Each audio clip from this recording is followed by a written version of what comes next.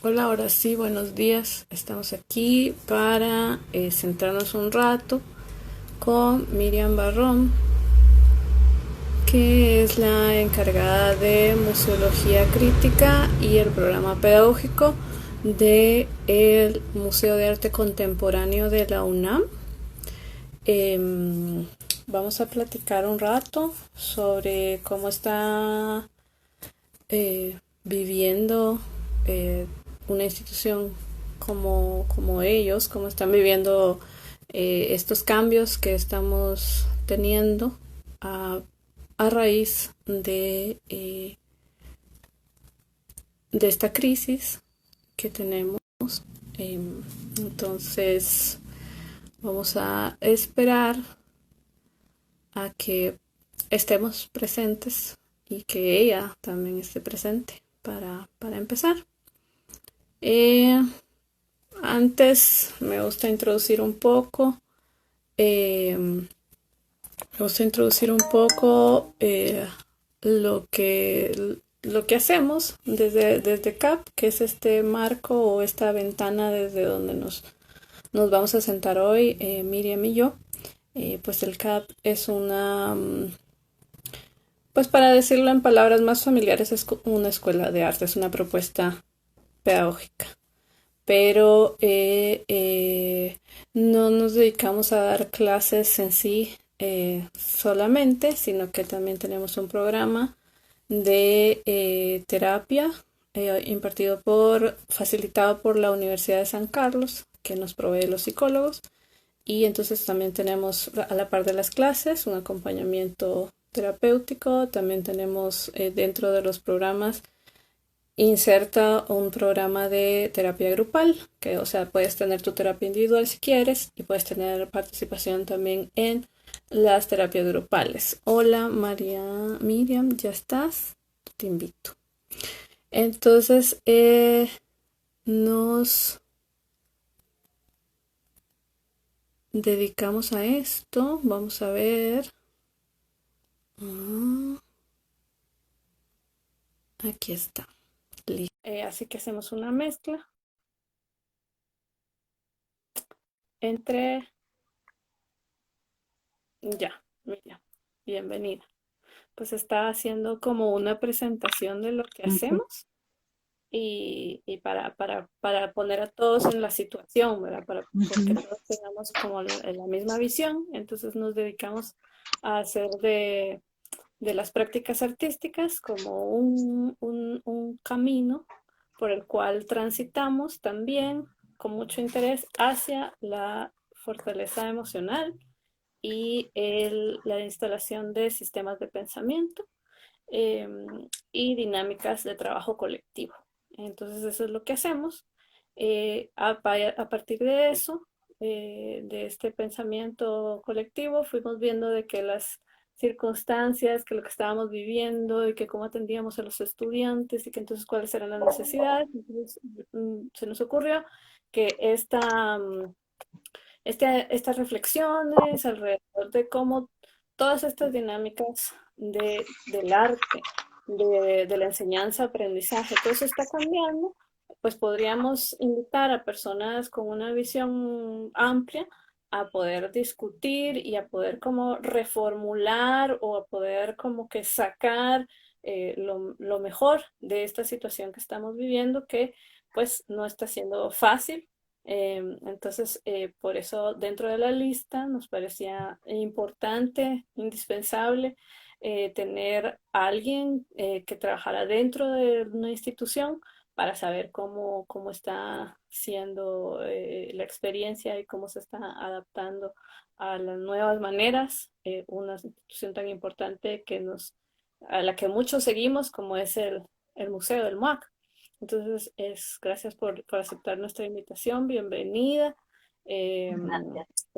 y gracias también a todos los que nos han apoyado en este proceso.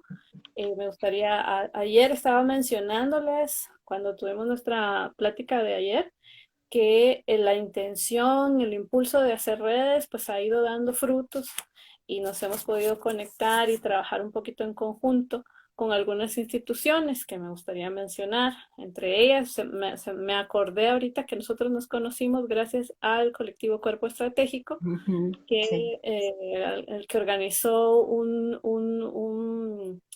como un, no encuentro, sé, un junte ahí, un conjunto. junte de centroamericanos en México el año pasado, y ahí fue que nos conocimos con Miriam, gracias a Cuerpo Estratégico hasta aquí está también impactando esas pequeñas acciones que hacemos, ¿verdad? Pues bien, gracias a eso estamos aquí. También Lab Pedagógico y la Ruidosa Oficina en Costa Rica nos han ayudado a convocar hola, ahí está Catalina Tenorio, hola, te estoy mencionando.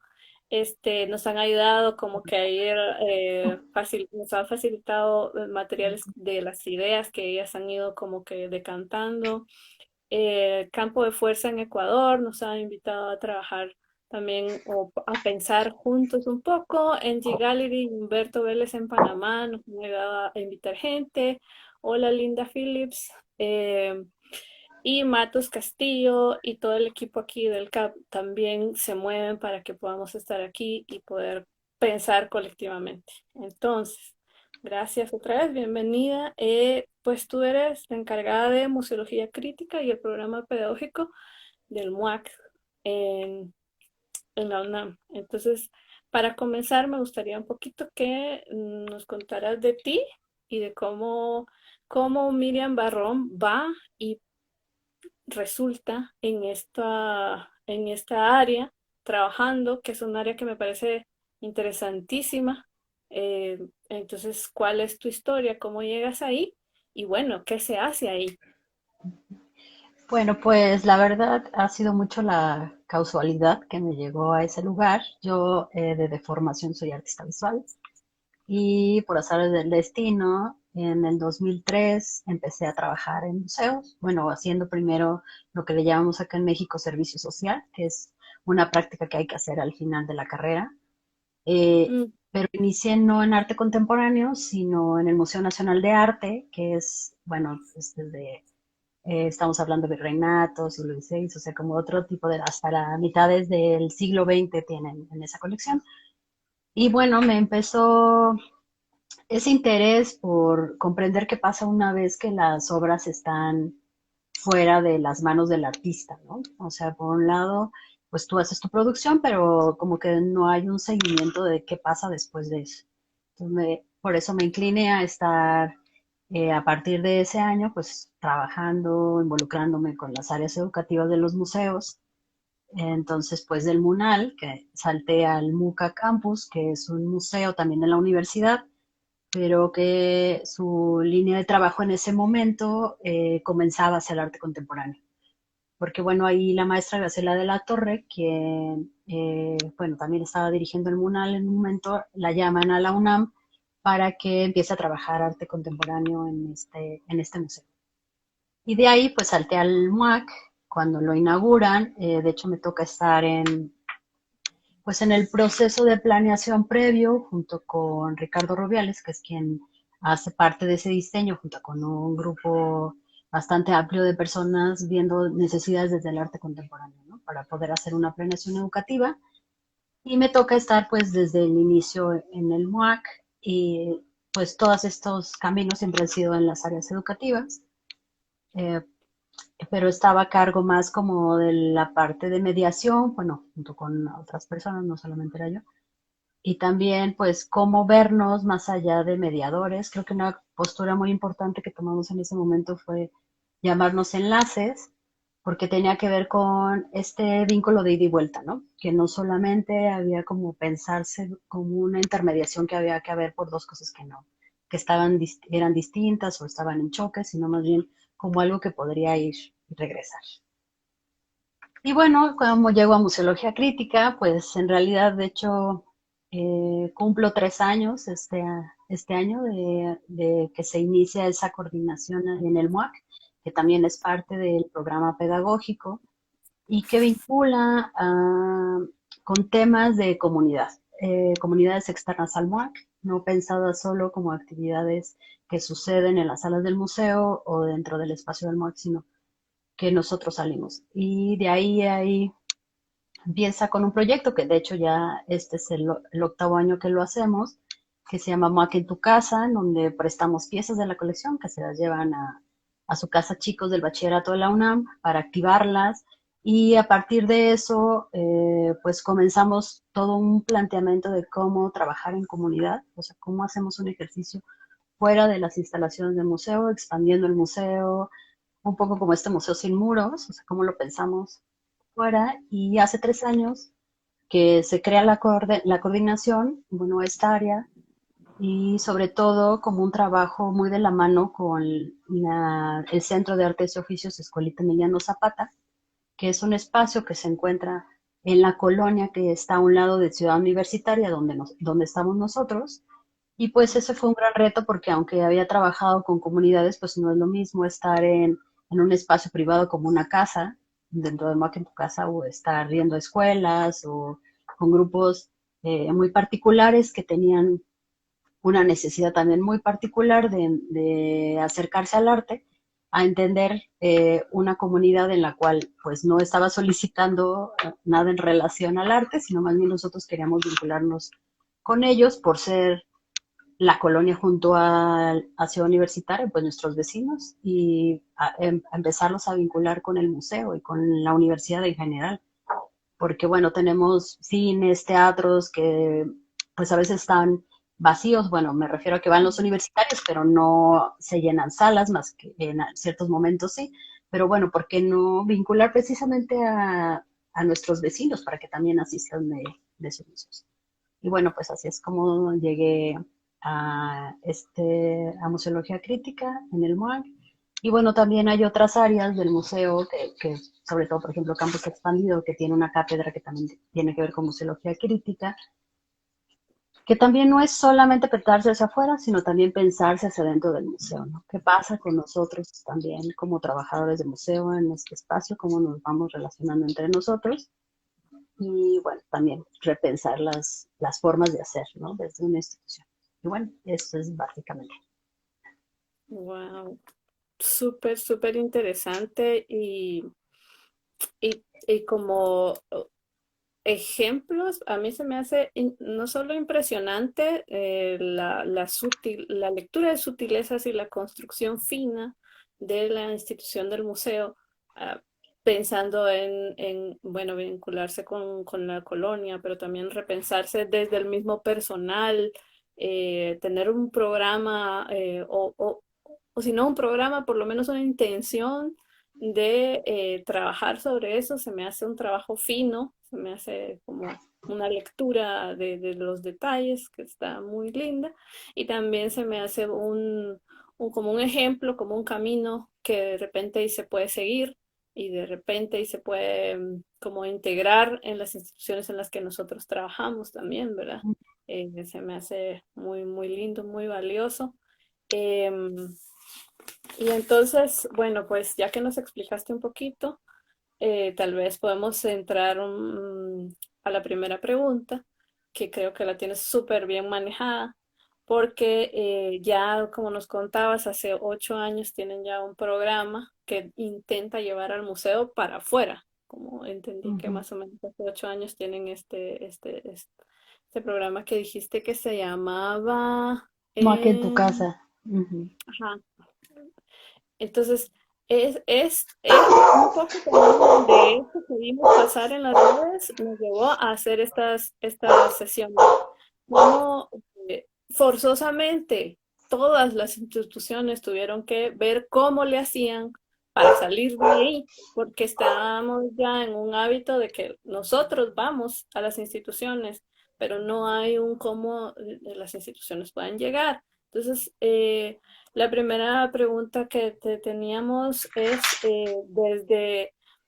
desde lo que hemos visto, ¿qué tienes tú que decir en cuanto a, a cómo el arte se ha expandido durante esta crisis? Como desde tu práctica, desde tu visión, ¿qué tienes tú que decir sobre eso?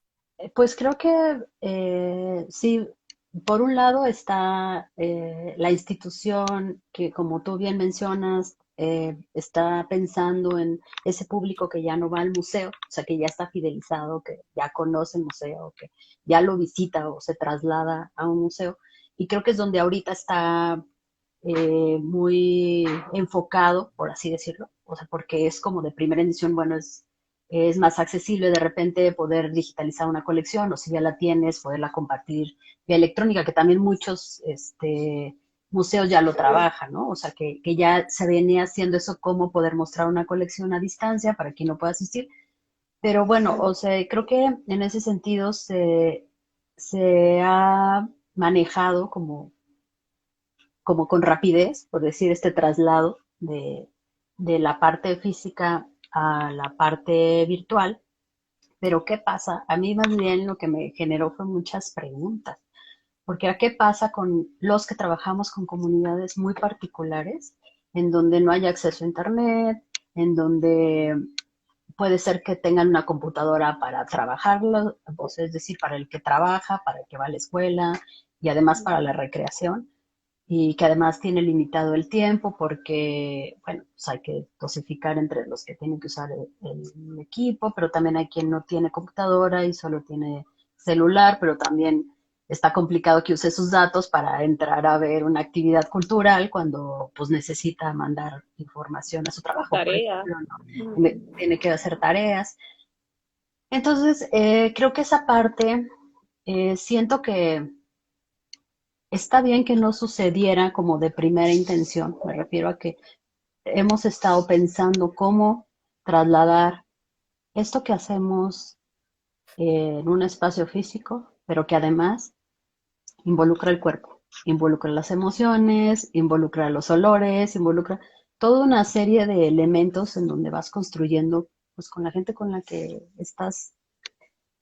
Porque pensamos que, por ejemplo, en el Tejiendo Santo Domingo, que es el proyecto que tenemos con el barrio que está al lado de la ciudad universitaria, pues aunque se les nombra talleres, cursos, pero al final lo que hacemos son espacios seguros, ¿no?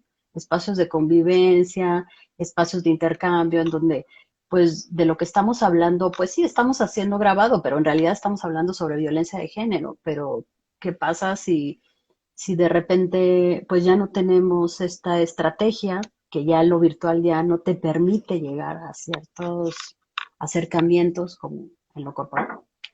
Entonces creo que ha pasado mucho por un lado que sí hay contenidos ya culturales, o sea, creo que hay muchísimos, no sé si les pasa en Guatemala, pero por ejemplo aquí en México, a mí hay momentos que me genera ansiedad porque, o sea, veo tantas Sí. cosas que hay y yo quisiera estar en todo, ¿no? O sea, de, ay, ahora sí voy a ver la charla que es pero tenemos charla a las 4, a las 6, a las 7 de la noche o 5 charlas al mismo tiempo. Pero además están los talleres que puedes tomar en línea, pero entonces como que de repente a mí también me genera que digamos, también una explotación de ese espacio. Digo, pero no sé, muy particular. Lo veo Saturación. a una saturación bastante de contenidos, que también lo que hace es cómo hacemos, o más bien, cómo la gente decide qué es lo que va a hacer o qué es lo que va a tomar. Entonces, sí, creo que eh, hay un camino, por lo menos lo veo yo desde el trabajo que hago ahora, de pensar cómo vamos a llegar a, a una interacción con estas comunidades con las que hemos trabajado, o sea, sin perderlas. Es decir, quizás son grupos muy reducidos de 50 personas con las que hemos trabajado durante 3 años, pero que esas personas ya son nuestros amigos, pues. O sea, ya no es la señora Tere que vende los esquimos, ¿no? O sea, es la señora que participaba también con nosotros, pues, contando nuestra historia. Ujú. Un poco, entonces, lo que me dices es que toda esta explosión de material y de oferta en línea o hasta tu casa, eh, de los temas culturales, más nos debería de llevar a preguntas, como que no, como que está la saturación que tenemos más bien que reflexionar sobre cómo estamos manejando la emoción de esto, porque realmente un poco es Sí, emocionante, ¿verdad? Un poco la posibilidad yo de estar ahorita aquí con 20 personas a la vez, sin moverme de mi casa es como, wow. Y entonces nos ponemos ahí a generar, pero tal vez lo que tú dices es que lo que nos debería de dejar es un poquito parar la emoción, reflexionar y ver cómo vamos a hacer para ir a un segundo paso, como que nos lleve Ujú, realmente a la convivencia o realmente al acercamiento, al seguimiento también de las personas a las que estamos llegando, porque si no también es como lanzar, lanzar, lanzar ujú. y no hay como un proceso que al final, bueno, tal vez también porque nuestra naturaleza es dentro de la educación y que la educación es un proceso, son procesos que Ujú. necesitan seguimiento, ¿verdad? Entonces tal Sí. vez por ahí va nuestra preocupación. A mí también me preocupa y por eso Ujú. creo que también estamos en este impulso de hacer estas pláticas, Sí. pero me gusta mucho que no nos dejes como una reflexión dada, sino preguntas para Sí, que cada quien desde sus prácticas. Ujú. sí, porque hay quienes sí les funciona este ejercicio de lanzar una actividad y que se quede en el aire. O sea, no estoy diciendo que eso sea negado y que esté mal, o sea, ni siquiera estoy juzgando, pues. Lo que me refiero es que cada quien desde su propia práctica tiene que hacer esa reflexión individual de qué quiero hacer.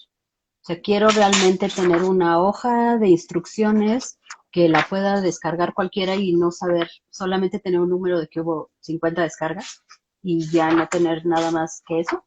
O quiero tener un vínculo más directo de saber, pues, qué le pareció, cómo se sintió, cómo lo relacionó, cuál fue el resultado, el proceso que llevó.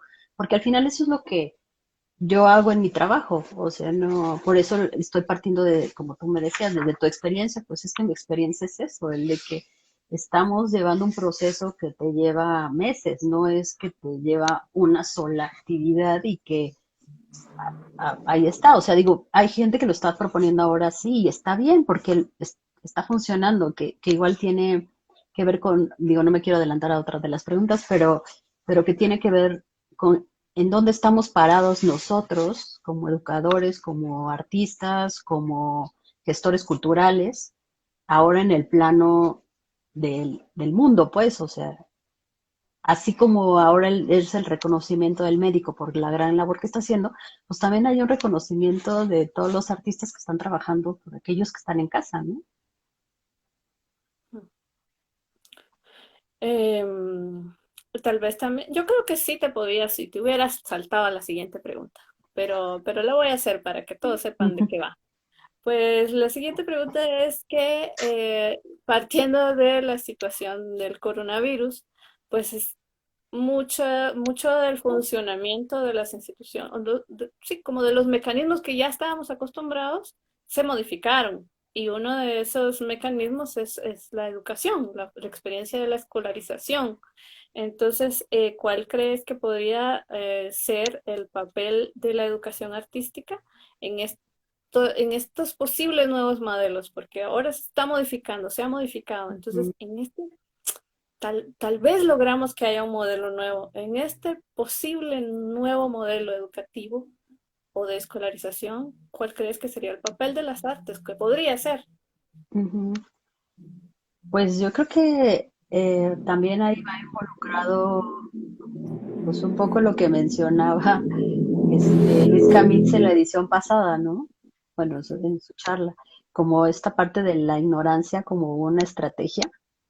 Eh, Creo que en el caso del arte en una cuestión escolarizada, siento que partiendo desde uno como educador, que trabaja con un pensamiento creativo, creo que nos ha dejado el poder entrar fuera de esas estructuras de un formato escolar cerrado y cuadrado.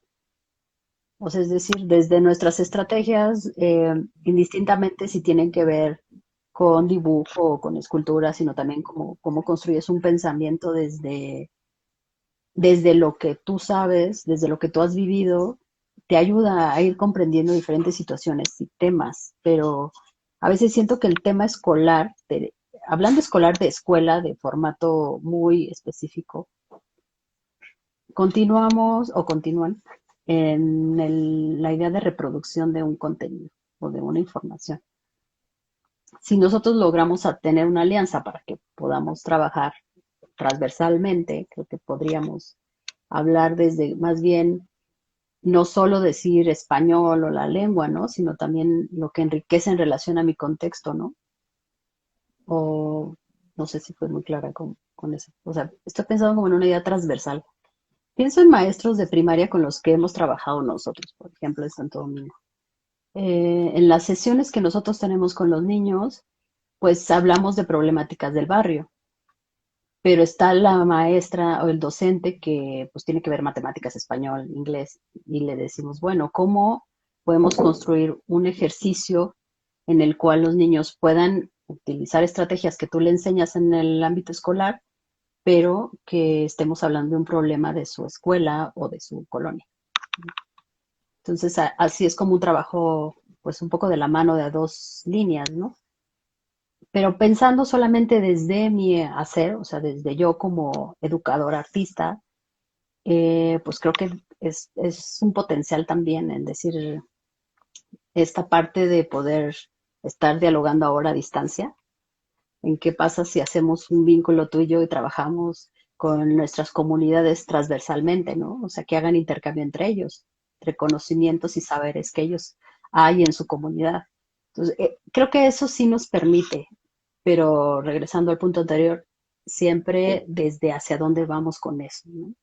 No tanto explotarlo, sino creo que para, no sé, siento que a lo mejor para los artistas ha sido un poco más sencillo acercarse a este momento, porque cuando estamos constantemente preguntándonos qué pasa a nuestro alrededor, pues siento que puede ser el momento en el que ahora otras personas también se están preguntando, ¿no? Y tal vez esa podría ser la respuesta, ¿verdad? Como para, para aportar a los procesos de la educación formal o sí, de la experiencia de aprendizaje escolarizada, eh, podríamos rescatar la pregunta, el cuestionamiento, la Ujú. revisión y, y de repente nosotros, los que tenemos los que incidimos de alguna manera como profesores, meter más esa idea, bueno, pues ¿por qué no lo hacemos de otra manera? ¿Por qué no porque somos nosotros los que tenemos el hábito del pensamiento creativo? De repente hay otros que tienen otros sistemas de pensamiento mucho más esquemáticos y nosotros podríamos aprovechar esta oportunidad para como posicionar la idea, ¿verdad? Ujú. Eh, Luego, a nosotros en el CAP nos interesa mucho la gestión de las emociones y cómo llevamos esos procesos. Eh, y la siguiente pregunta tiene que ver con eso, que mm, la gestión de la emoción y del pensamiento que se activan a través del ejercicio artístico. Eh, ¿Cuál dirías que es el valor del arte en el enfrentamiento de situaciones límite como las que estamos viviendo? Porque realmente no es fácil estar en confinamiento, no es fácil también eh, gestionar tu sensación de incertidumbre, de miedo, todas estas cosas que estamos viviendo, pues, bueno, ¿cuál dirías que es el valor del arte para el manejo de Ujú. todo este tema? Sí, creo que aquí tiene que ver con un poco lo que mencionaba hace rato, de cómo es algo que también está en el aire ahora, o sea, que se habla más, es decir, desde que te comparten el video donde la gente sale y canta en los balcones, donde alguien que sabe tocar guitarra comparte un video, o sea, está por ese lado primero como la gente que lo hace porque quiere hacer, o sea, le nace y lo sabe hacer o no lo sabe hacer, pero le nace hacerlo y lo quiere compartir. Pero también está esta otra parte en donde, como tú bien mencionabas, pues si nosotros trabajamos en este ámbito de las emociones y las sensaciones, pues cómo podemos crear esos procesos a la distancia y sobre todo para um, un poco para ese mejoramiento también de cómo te sientes tú, ¿no? O sea, de cómo estás tú dentro de este de este espacio que al final es tu casa y debería ser un espacio seguro y debería ser un espacio en donde te sientas bien, pero después de más de 2 meses, pues de repente empieza la pregunta, ¿cómo, qué es ahora este espacio, no? Porque además hay otras dinámicas del lugar, o sea, tienes que tener un momento para trabajar, tienes que tener un momento para hacer el aseo, para cocinar, para, ajá, o sea, como que no hay esa separación que existía antes de decir, ahorita estoy en modo trabajo, ahora estoy en modo casa, ¿no? Ahora es modo descanso. Entonces creo que hay dos momentos. Uno en el que tú, o sea, me refiero a yo, Miriam, por mí misma decido hacer un grabado porque a mí me funciona estar haciendo este ejercicio de dibujo y de estar cortando el linóleo y eso me produce un bienestar para mí. Pero también está este otro de cómo nosotros podemos compartir ese bienestar al otro. Y creo que el arte para eso es, ahorita es una herramienta muy importante y que además pues se está valorando, valorado, pero creo que es ciertos niveles.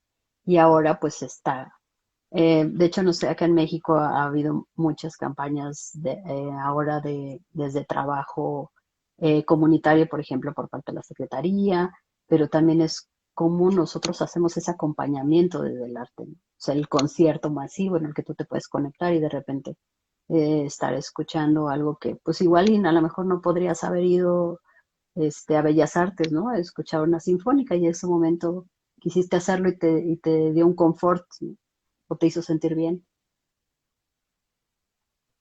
Hmm, lindo, lindo lo que dices. Em, y que se relaciona, y lo fuiste como que hilando un poco también hacia los que tenemos prácticas artísticas ya en nuestra cotidianidad. ¿Cómo podemos un poco compartir eh, la emoción o el aprendizaje de lo que a nosotros nos funciona para volver al equilibrio a través de esas prácticas manuales, musicales, un poco lo pusiste como que es parte digamos que si a mí me hace sentir bien, yo podría ayudar a otro a gestionar sus emociones compartiéndole y diciéndole, esto me hace bien a mí y Ujú. compartir. De la misma manera que los músicos han compartido tantos videos en internet, podríamos también compartir nuestras prácticas otros artistas. Y eso me lleva a la siguiente pregunta, que es la responsabilidad del artista que nos preguntábamos en el equipo que si que al final el artista es el que sostiene todo el sistema cultural. Sin la producción de los artistas, el museo no tiene sentido. En fin, la industria del entretenimiento, o sea, el artista es el que le da soporte a toda esta institución que alrededor. Entonces, ¿cuál sería, tú dirías que cuál o cuáles podrían ser algunas de las responsabilidades del artista ante la sociedad, habiendo visto de que se puede hacer un gran aporte? Entonces, ¿cuál o cuáles podrían ser responsabilidades del artista? Esa es la que más me costó trabajo reflexionarla cuando me las mandaste, porque pues sabemos que hay diferentes maneras de producción, ¿no? Hay diferentes formas de hacer arte, ¿no? De hacer, hay quien, como mencionaba hace rato, pues sí está como más en el ámbito de la producción, sí tiene una reflexión propia y genera productos artísticos, pero también hay otro sector pues, que en realidad no produce objetos ni produce, sino más bien produce procesos. Entonces, la verdad yo me abocaría más como a lo que va más de mi lado, de esta producción de procesos, más que de objetos, porque pues tampoco es decir que uno, nuevamente regresando al, no me gusta hacer los juicios de valor, está bien, está mal, sino más bien le funciona a uno, le funciona a otro.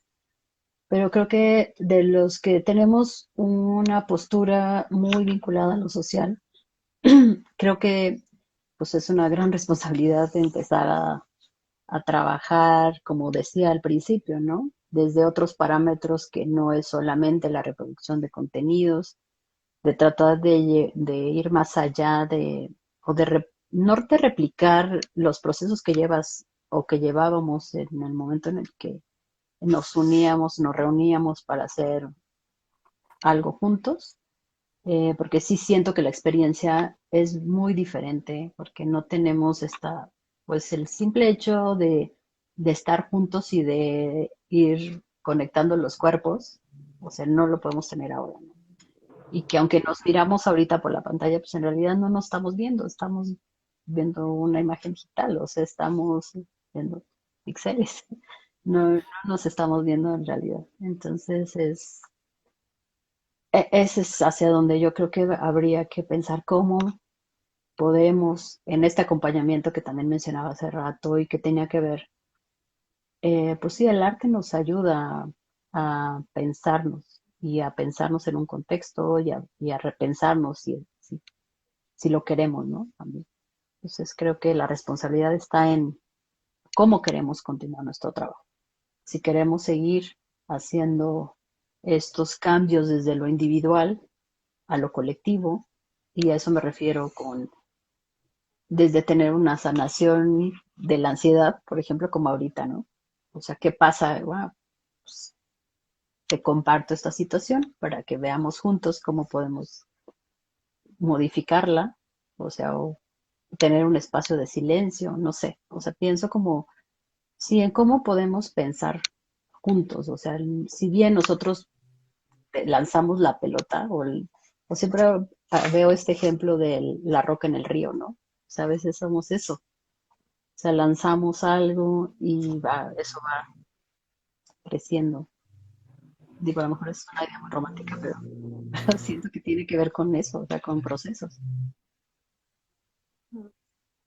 Entonces, tal vez en tres palabras podríamos decir que la responsabilidad del artista o los artistas podría ser como ahora ponerse a reflexionar cómo podrían utilizar sus prácticas eh, y ver si las quieren usar para algo más amplio, más colectivo, Ujú. podría ser. Sí, o sea, O si sea, quieren ser parte de ese compartir con otros esos procesos, ¿no? Porque al final, aunque nosotros digamos vamos a hacer esta pieza colectiva, pues también somos parte de ese proceso, ¿no? No es algo que si queremos ser vulnerables. bueno, responsabilidades, tareas entonces estos compañeros artistas. Verificar si se quieren unir y subir a esto que al final es un intento, si se quieren subir a este intento de ampliar un poco la experiencia y que no sea tan individual, sino que sea eh, más grupal, podría ser.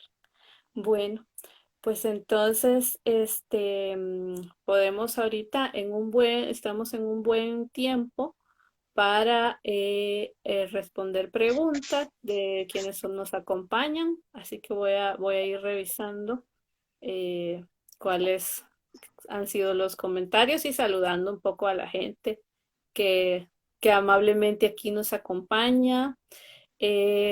Tenemos a José Benjamín, Flor Yoque, Lolex, Liceo, ¿qué?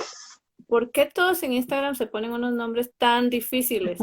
Ilse o Ilse, Castillo Alex, Manana Silva, Danilo 76, Mariela Richmond, nos ve Mariela, ahora Mariela, Marcela de Cuerpo Estratégico, hola, ALNR07, hola. Saludos también a Tats Quevedo, Fernando Cero, Andrea Cambro, Feministi Bambi, María Ladrones. Hay mucha gente. Casa Grafito. Hola. Vivian Guzmán, Medina Gerardo, MFC, Lab, Domingo Laya, Florio, que bueno, ahí están Ivanka, Y bueno, ya los saludos. Así que si tienen preguntas, amigos que nos ven, pues este es un momento de platicar directamente. Nos vamos a dedicar a leer sus comentarios exclusivamente a eso. No vamos a hacer otra cosa. Así que es de aprovechar. Em, Así que hagan cualquier comentario. Tengo un comentario que voy a rescatar, que es de Andrea Cambro, que la debes de conocer, que Sí, hola dice Andrea. que claro, claro, el vínculo directo con los entornos y contextos social-culturales como una forma de entendernos y sentirnos parte de los procesos artísticos creativos que nos envuelven, volviendo otra vez al énfasis de lo colectivo, La colectiva. um, y de la creación de vínculos a partir de las experiencias artísticas. Em, Vamos a ver. Dice aquí la pregunta de ALNR. ¿Cómo se media entre lo privado y lo público en esta cuarentena? Y una segunda de Linda Phillips. ¿Cómo reconfigurar el nuevo museo? Un poquito se relacionan. ¿Cómo mediar entre lo privado y lo público en esta cuarentena? Y cómo reconfigurar el nuevo museo.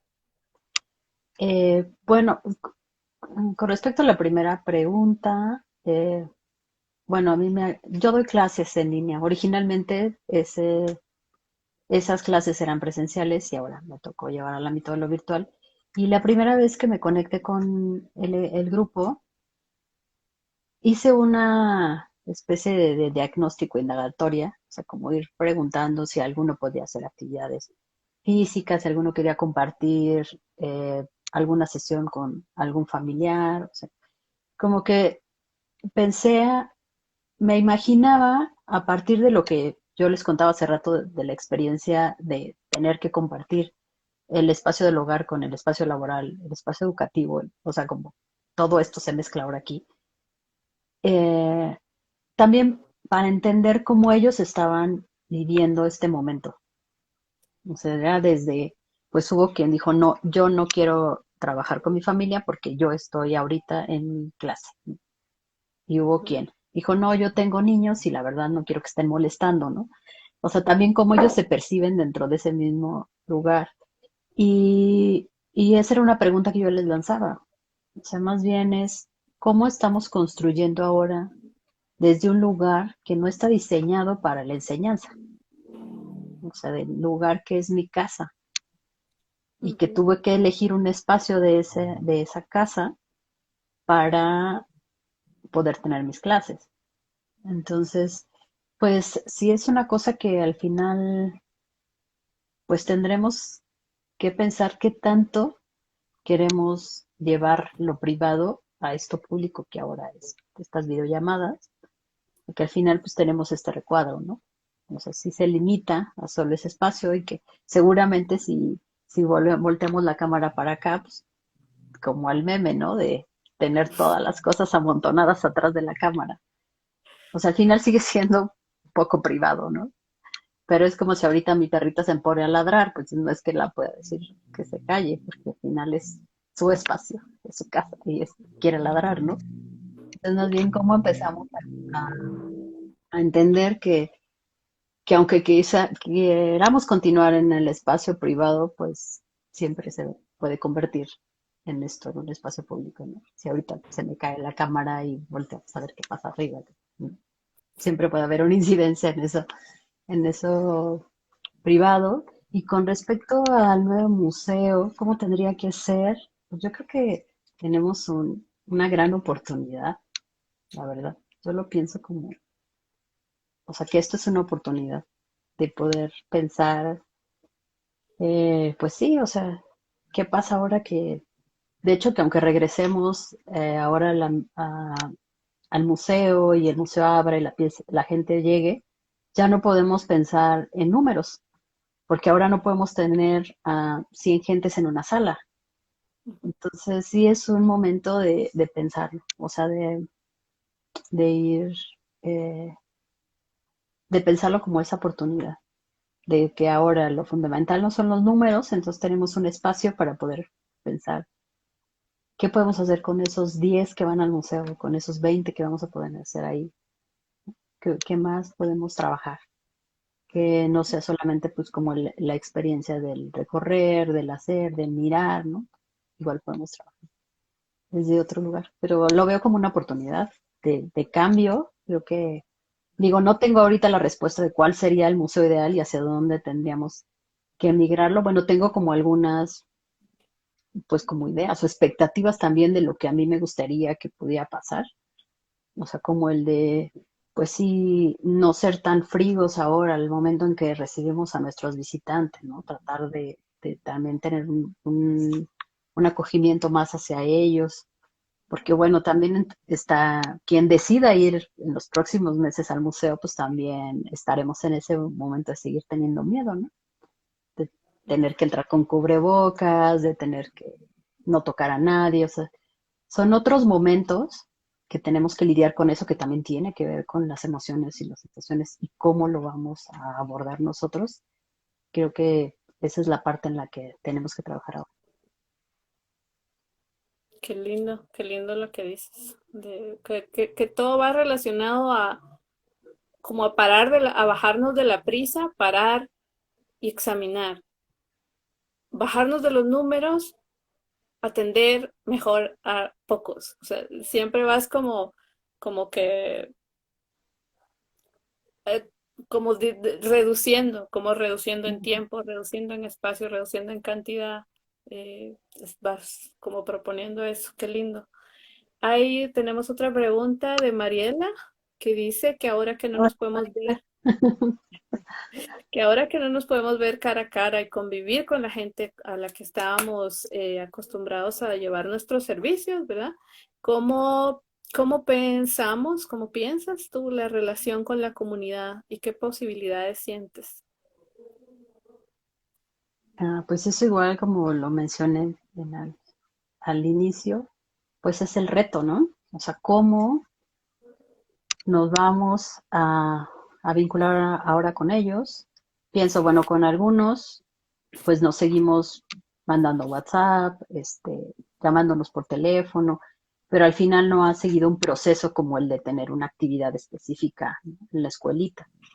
O sea, creo que ahorita estamos todos apapachándonos. Eso es una cosa que he sentido y que estoy viviendo. O sea, es decir, eh, los mismos directivos de la escuelita de Emiliano Zapata, donde estamos trabajando, ¿no? O sea, como que de repente la pregunta de cómo estás hoy, cómo les fue, porque ellos, por ejemplo, siguen abriendo, no al 100%, porque, pues bueno, las actividades educativas se cerraron, o sea, ya no tienen talleres ni nada de eso, pero tienen un comedor comunitario, el cual tiene que estar funcionando, porque si no, pues la gente que hace uso de ese servicio, pues se va a quedar sin comer, ¿no? Entonces, es también entender que, pues es lindo de repente escribirle a Yolanda y decirle, oye, Yolanda, ¿cómo estás? ¿Qué tal las cosas por allá? Sigue yendo la señora fulanita, la sultanita, como que te dice. Pues creo que estamos ahorita en ese pues, momento de apapacharnos un poco entre nosotros. Y que sí es un gran reto, como decía yo al principio, ahorita cómo regresamos a ese espacio de trabajo con grupo específico sobre, eh, bueno, más bien llevándolo a estos procesos nuevamente de empatizar, de emociones, de sentimientos, de procesos individuales entre colectivos. O sea, ese es el reto que tenemos ahora. Pero yo concuerdo contigo y apoyaría eso para aportar a la pregunta de Mariela. Y es que yo creo que cuando logramos tejer una conexión emocional con nuestros usuarios, con quienes, en mi caso los estudiantes, en tu caso los visitantes o las comunidades con las que desarrollas tus actividades, si logramos tener este vínculo que sea algo palpable, vamos siempre a poder dar continuidad a los procesos. Si realmente éramos alguien que es fría y mecánicamente llegaba y armaba algo y luego terminaba y salía, pues va a ser muy difícil que luego puedas reconectar con esta comunidad. Yo creo que Ujú, para la relación de trabajo comunitario es indispensable el nexo, y ese ujú, nexo se construye con eso que estás diciendo, con los apapachos, con la atención, con el seguimiento, con estar ahí la presencia, ¿verdad? Entonces yo creo que por ahí aportaría también a la pregunta de Mariela, la presencia, el vínculo, la atención. Si se puede, no sé, decir de alguna manera que sea la sinceridad, ¿verdad? Que lo hagas realmente porque estás interesado en ujú. su en el cuidado y el seguimiento de sus procesos, ¿verdad? Entonces yo creo que por ahí podría ser, que Sí, y yo podríamos. creo que eso también tendría que ver con lo que decías hace rato del compromiso. O sea, porque al final una cosa es cuando lo ves solo como un trabajo obligado, o sea, como algo que tienes que hacer, a cuando lo ves que es parte de, o sea, digo, sí es un trabajo, pero es un trabajo con el cual estás más comprometido de una manera distinta. Es que no sé si me soy clara al de hacer esta diferencia, ¿no? Al de ir y tener que sentarme en un escritorio y estar ahí durante 8 horas, o al de tener que ir a este lugar y saber que más bien tengo una responsabilidad con esas personas, porque o sea, estamos juntas, trabajamos juntas, pensamos juntos, o sea, y que, pues como también mencioné hace rato, de repente ya pasa y somos amigos, no solamente somos compañeros de una actividad. Tal vez también podría ser concebirnos como parte de esa comunidad, porque decía la pregunta, ¿cómo piensa la relación con la comunidad y las posibilidades que vemos? Pero tal vez no ver a la comunidad como algo externo, sino que Sí, no nosotros sé. somos Ujú. parte y reconocer eso. O sea, también sacar de nuestra mente que somos como que este agente externo. Pues no, somos parte de Somos parte de... y manejarlo de esa manera, puede ser, creo yo. Bueno, entonces ahorita estamos en un buen tiempo para ir como haciendo las conclusiones. Eh, a esta semana leí algo súper interesante que ahora que habemos varios, hoy lo ando compartiendo por todos lados. Eh, y ahora que vemos varios, tengo ganas también de compartirlo, tal vez si me dan tiempo. Es una entrevista que se hizo a Jonathan Mencos, que es es el director del Instituto Centroamericano de Estudios Fiscales. La entrevista se la hizo a Alejandra Gutiérrez y él dice que no tendremos un regreso a la normalidad. No, no va a haber, porque el impacto que estamos teniendo tanto a nivel económico como lo que decíamos de el examen al funcionamiento de las instituciones, todo lo que se va a reconfigurar, todos los impactos que van a haber, no vamos a volver. O sea, estamos en el principio de algo nuevo, así que pues es una oportunidad, como tú decías, pero tenemos, creo yo, que tener algunas claridades que nos ayuden a tomar, a direccionar hacia dónde vamos a caminar si esto va a ser nuevo.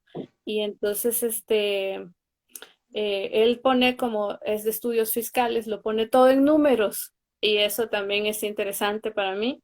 Y dice que en los hogares y las comunidades como los de Centroamérica, que al final,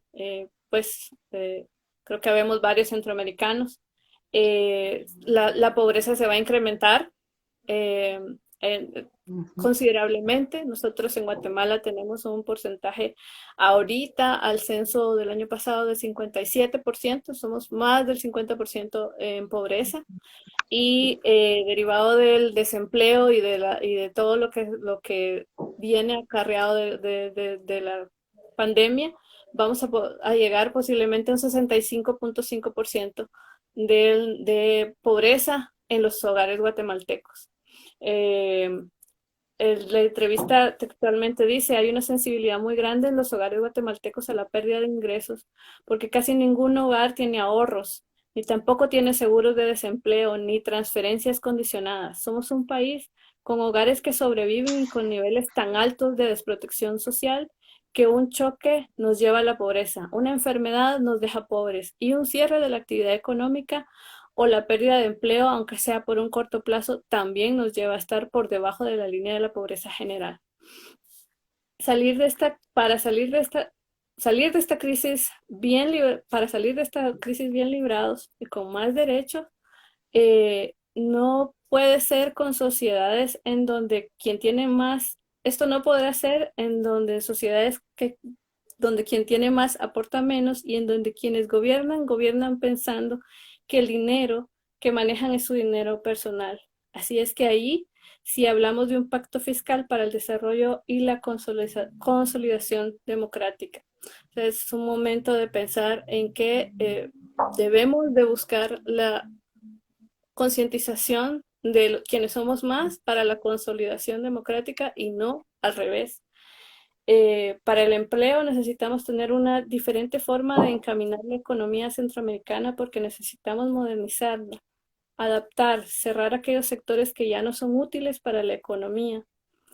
Con la salvedad de Costa Rica y en muy menor medida Panamá, el resto de los países en correlación de fuerzas es que saldremos de la crisis con menos derechos y no con más.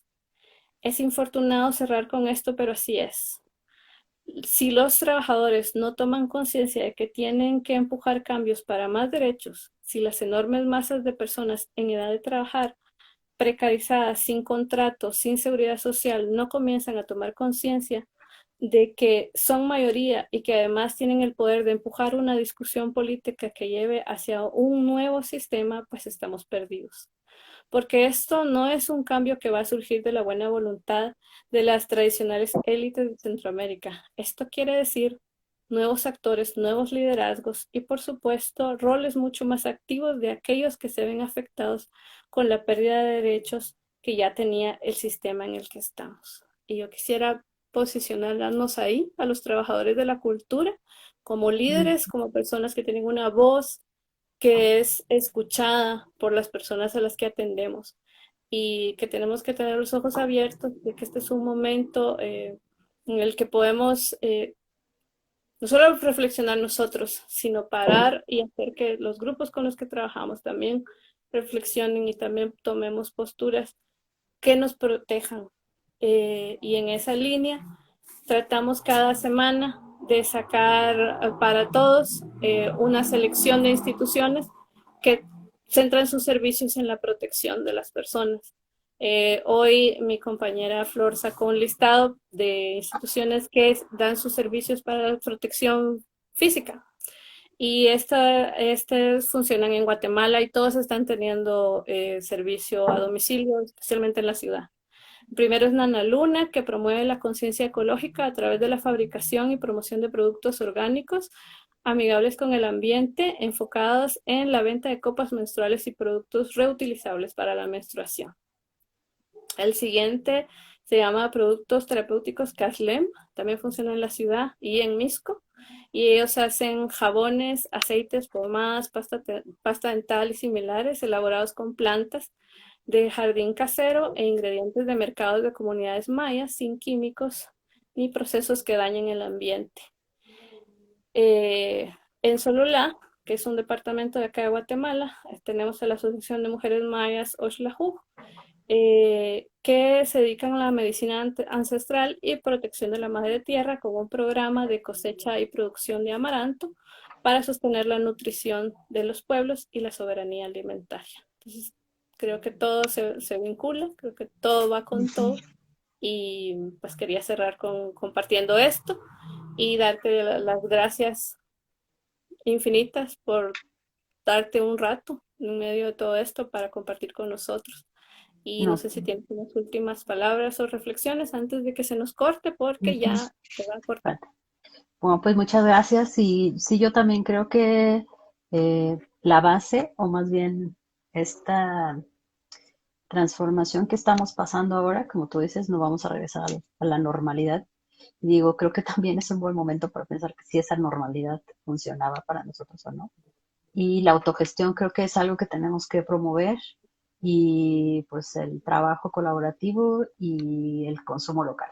Creo que son cosas que están cambiando. Siento yo también acá en México, se está promoviendo mucho eso y pues pues qué bueno que venga el cambio. Que venga. Y aquí Ujú. vamos y vamos juntos. Nos quedan 22 segundos, así que Bueno, gracias a todos nos por estar vemos. aquí Chao, que y estén bien. Un bienvenidos. abrazo Nos vemos. a todos. Un abrazo. Adiós. Ujú, Un abrazo. ujú. Nos vemos pronto. El Bye. 30 de junio lanzamos nuestras actividades para niños. Estén atentos. Y nos vemos el 5 con nuestro propio